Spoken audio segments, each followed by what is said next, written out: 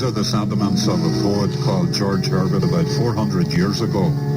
And I'm a bit inclined towards those sentiments because the sea's it's a lovely place to look at, but it can be very, very treacherous, especially these waters.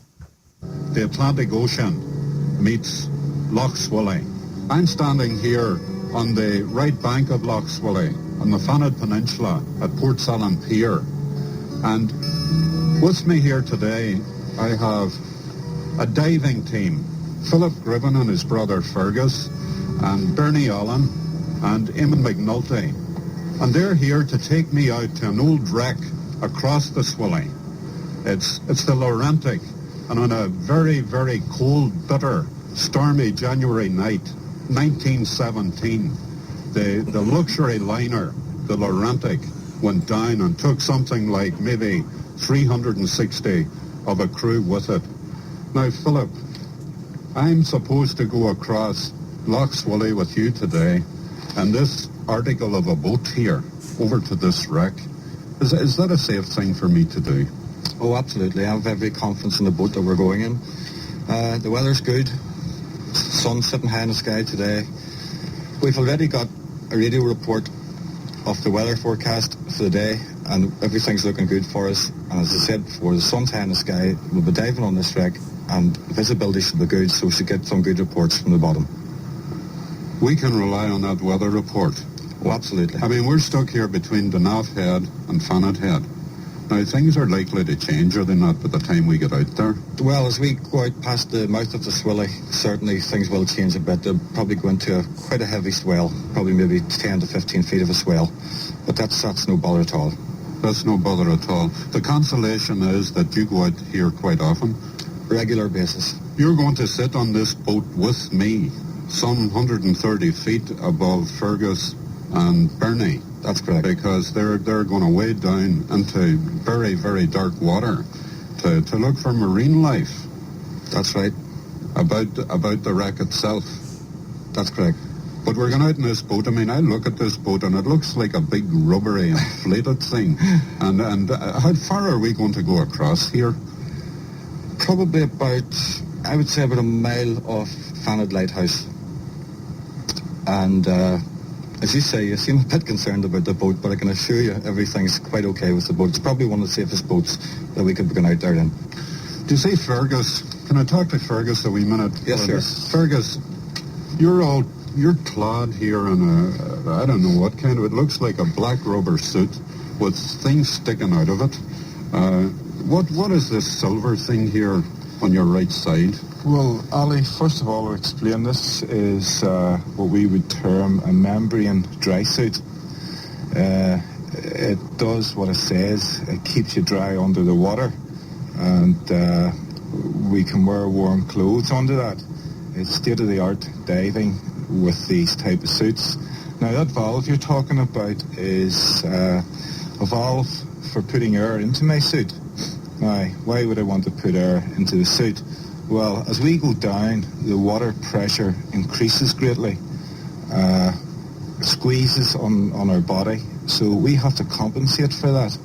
And the way we compensate for that is to pump air into our suit, and that air comes from our diving cylinder on our back.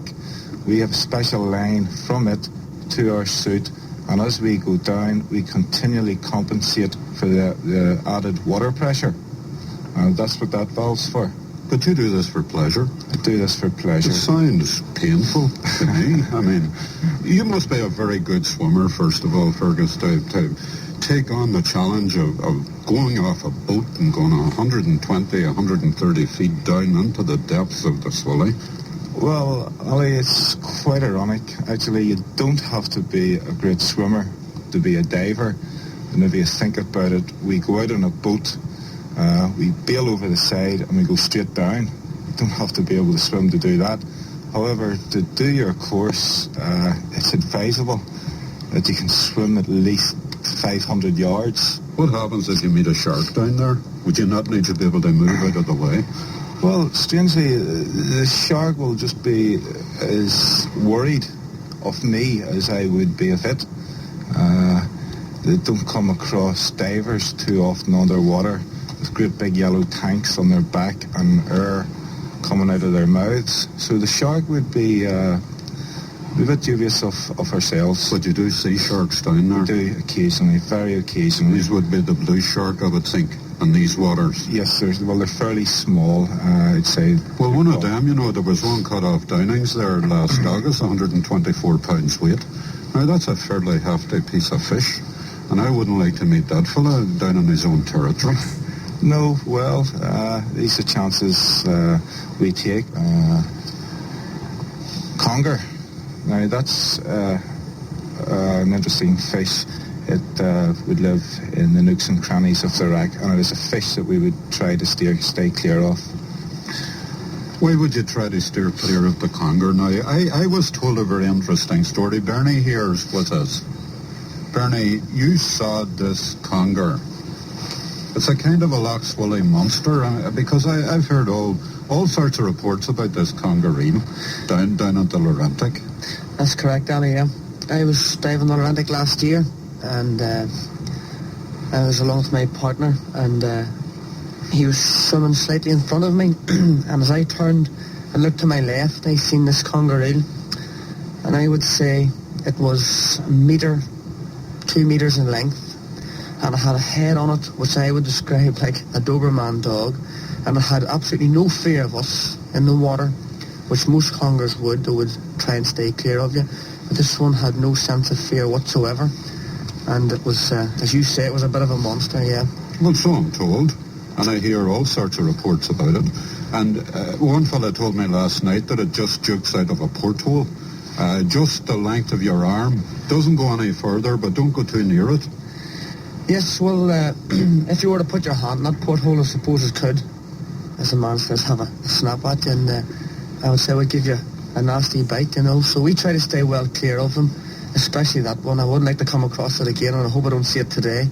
Now, Philip and myself are going to stay up on the boat, wisely enough, while you fellas, yourself, Bernie and Fergus, are away down there about the conger. Had we brought a fishing rod with us today, would you have guided our bait or tackle towards some of these more interesting specimens down below? No, I would not. No, not at all. That wouldn't be fair? That wouldn't be fair, no. Or would you just be very frightened? I would be very apprehensive of that, yes. I think there was silver on that boat as well, on that ship as well. I'm not too sure about that. I know there was definitely gold. I know there was something, there were millions of pounds worth of gold. That's anyway. Right. That's right. On that, and not all of it was retrieved. So the Navy retrieved some of it, I think, in the 20s, but there's still some 30 bars, I'm told, down there. It could be as much as that, Olly. I was told it was 5 or 6 bars, or it could be 5 or 6 boxes. But there was gold not accounted for after the final count. So, what if you did find something like that? What would you do? Can you hold on to that? Can you keep that? No, you wouldn't. You would have to give that to the proper authorities. You would have to bring it up and give it to the proper authorities, much to my dismay. Well, maybe it might be a good idea then if we go down the steps of the pier here. The water's a lovely green colour at the moment. It is a beautiful day. The seagulls, they're looking at us. But we saw a gannet on the way over here as well. And they're kittiwakes and they're fulmars and they're blackback gulls, the black-headed gull. There's a great variety of gull life about this place. But we'll dally no longer on the safety of the pier here. We'll go down the steps, onto the boat and over to the Laurentic. That's what we're to do, isn't it, Fergus? That's right. Let's go.